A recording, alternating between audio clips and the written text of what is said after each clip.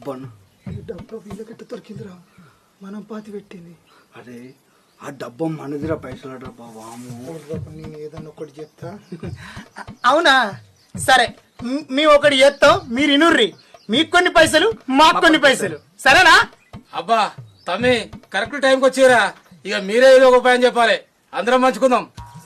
అన్న కృష్ణన్న, ఒక్క విషయం చెప్తుంటావా? పొద్దుగా లేచి తడి బట్టలు కట్టుకొని పెళ్ళాలను ముట్టకుండా మా దగ్గరికి రాలి. బట్టలు కట్టుకొని పెళ్ళాలను ముట్టకుండా మా దగ్గరికి రాలి. తర్వాత ఏం చేయాలో మేము చెప్తాం.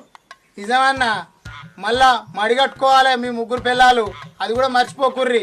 మా దగ్గరికి వచ్చినాక పైసలన్నీ మీయి మాయి, ఓకేనా? ఓకే సరే. అరే నాకు పెళ్ళై పదవి లేదురా, అసలే మొదలైందిరా. మీరు అసలే మధ్యలో వచ్చి మడిగట్టుడు ఏందిరా, ముచ్చటేందిరా? గోడముఖికి ఒక్కటే తక్కువ.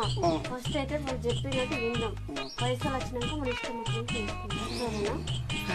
అరే మీరు ఎట్లా చెప్తారు కానీ అరే మీ పని ఏందో గాని నా జీతం మీద కొన్ని ఆశలు నేరా. పుష్కన వీక్తే కష్టమే. హే పోతే పోతే గిన్ని పైసలు రాగా సంపాదించే మొగం ఎట్లాంటిది కాదు కదా. అచ్చ పైసలు ఎందుకంటే అంటాను నీ ఆశలు మనిషి డబ్బా మూతలో పెట్టుకో. అబ్బా మొగడద్దు గాని నీకు పైసలు కావాలనే. ఎడ దొరికింది నీకు ఈ డబ్బా పెంట మొకందానా? ఇగో